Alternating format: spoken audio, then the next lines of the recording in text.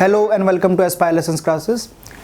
Welcome to introduction to chapter number 2 जो हमारा है relation and function. Chapter number 2 relation and function आपके NCERT book में काफ़ी जिस हिसाब से होना चाहिए था उस हिसाब से मेरे को दिखता नहीं है, बहुत शॉर्ट लेंथ रखी गई है। इसमें टॉपिक्स बहुत हैं जो पढ़ने लायक है, जैसे कि even odd functions, periodic functions, ये सारे का सारा हम कंपटीशन के सिलेबस के अंदर कवर करने वाले हैं। तो बात करें इस चैप्टर में हम पढ़ने क्या वाले हैं। सबसे पहले रिलेशन फंक्शन में तो सिंपल से पहली डेफिनेशन से, जैसे ऑर्डर्ड पेयर हो गया, ऑर्डर्ड पेयर के बाद कार्टेशियन प्रोडक्ट, दो सेट्स के प्रोडक्ट को हम कार्टेशियन प्रोडक्ट कहते हैं। इस टाइप की कुछ सिंपल डेफिनेशंस और उसके ऊपर बेस्ड कुछ क्वेश्चंस करने वाले हैं, जैसे कि कार्टेशियन प्रोडक्ट देख रहे हैं।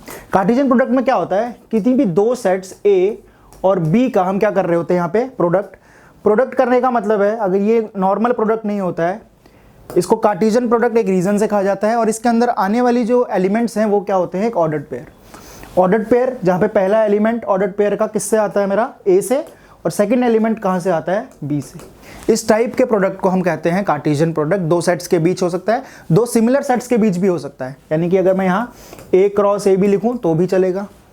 ये दो से ज़्यादा सेट्स में भी हो सकता है, बट लेकिन करना पहले दो सेट्स का ही है, दो सेट्स का ही कार्टेशियन प्रोडक्ट को, फिर उसका जो कार्टेशियन प्रोडक्ट आएगा उसका प्रोडक्ट तीसरे सेट के साथ दोबारा करेंगे आप। इस टाइप का एक क्वेश्चन भी है आपके एनसीईआरटी में जहां ए क्रॉस ए पूछा गया है। ठीक, ये तो है Cartesian product. Cartesian product A cross B और B cross A generally similar नहीं होते हैं। अगर ये सिमिलर इक्वल दिए गए हैं ए क्रॉस बी और बी क्रॉस ए, इसका मतलब सिर्फ एक है कि ए और बी अलग अलग सेट ना होके सेम सेट बन जाते हैं।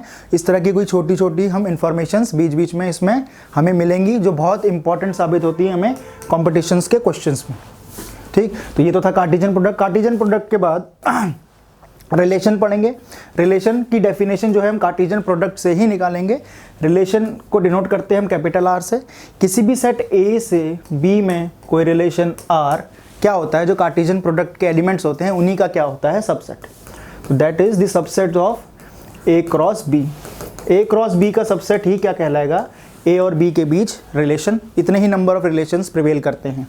ठीक, और इस रिलेशन की डेफिनेशन से ही हम क्या है, फंक्शंस की डेफिनेशन की तरफ जाएंगे। हाँ, रिलेशन में एक चीज़ और पढ़ेंगे इसमें हम, इसकी डोमेन के बाद रेंज और कोडोमेन के बारे में। ये तीनों चीज़ें ज़्यादा सेंस फंक्शंस के उसमें देती हैं, बट रिलेशन के उसमें भी होती हैं ये चीज़ें, डोमेन, रेंज और कोडोमेन।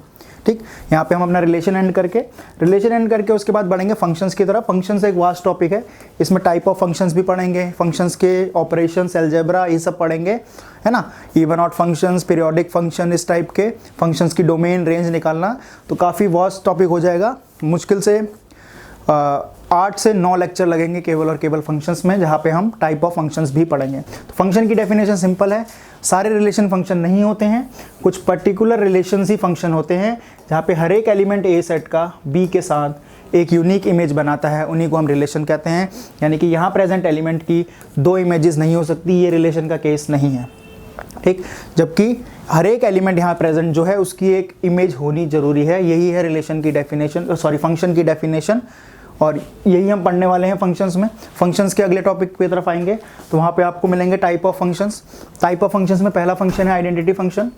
इन सब के फंक्शंस की डोमेन, रेंज और इनके ग्राफ पे हम खास ध्यान देंगे इसमें।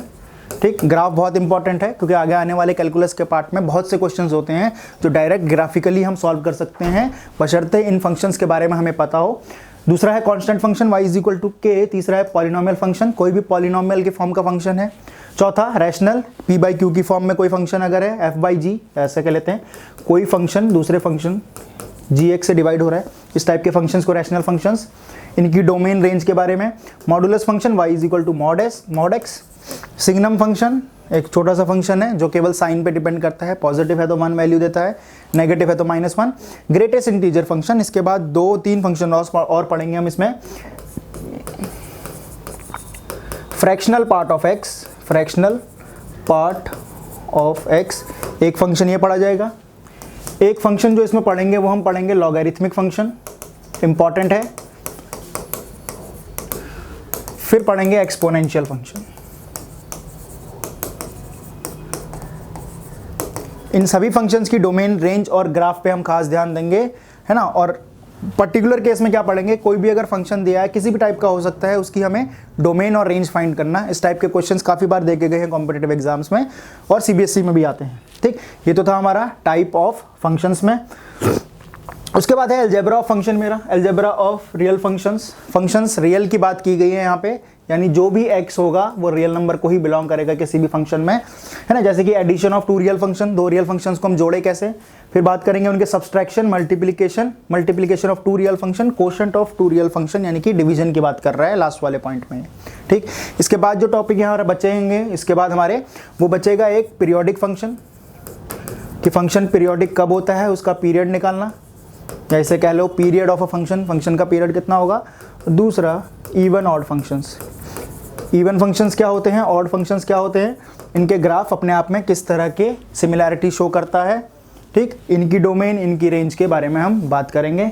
ठीक, ये मोटा मोटा था आपका किसका, रिलेशन एंड फंक्शन चैप्टर का। इसमें जो मेन चीज़ पढ़ने वाली है वो मैं बता देता हूँ आपको अभी से। जो मेन चीज़ हम पढ़ेंगे इसमें, जिस पे हमारा पूरा फोकस होगा, सबसे पहला काम तो graphs of the function, function के ग्राफ्स पे। ठीक, सेकंड होगा डोमेन और रेंज फाइंड करने वाले पे, जहाँ पे हम डोमेन और रेंज फाइंड करेंगे।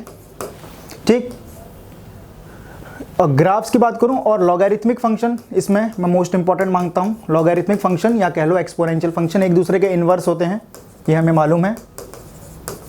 ये दोनों फंक्शंस बहुत इंपॉर्टेंट है, इन पे हमारा खास ध्यान होगा। लॉगरिथम हम लॉग की प्रॉपर्टीज़ पढ़ेंगे, उसके ऊपर बेस्ड क्वेश्चंस करेंगे, है ना। सिमिलर केस एक्सपोनेंशियल फंक्शंस के बारे में भी प्रॉपर्टीज़, ये सब। और दो फंक्शन और हैं हमारे, ग्रेटेस्ट इंटीजर फंक्शन GIF और फ्रैक्शनल पार्ट ऑफ x। इनके ऊपर भी कभी कभार डायरेक्ट क्वेश्चन देखने को मिल जाता है कॉम्पिटिटिव एग्जाम में। ये चार फंक्शन, इनके ग्राफ प्लस इनके ऊपर बेस्ड क्वेश्चंस, ये होगा, है ना। और एंड में जो है पीरियड ऑफ अ फंक्शन निकालना, किसी भी फंक्शन का पीरियड निकालना, ये हमारी प्रायोरिटीज़ में सबसे ऊपर आएंगे। रिलेशन फंक्शन चैप्टर में पढ़ेंगे, बिल्कुल डीप में पढ़ेंगे एक एक चीज़ को, है ना, और कंसेप्ट क्लियर करते हुए चलेंगे। और प्रीवियस ईयर क्वेश्चंस के साथ इसको हम एंड करेंगे, हर एक टॉपिक को। डोमेन एंड रेंज के जो प्रीवियस ईयर क्वेश्चंस आए हैं वो सारे के सारे करेंगे।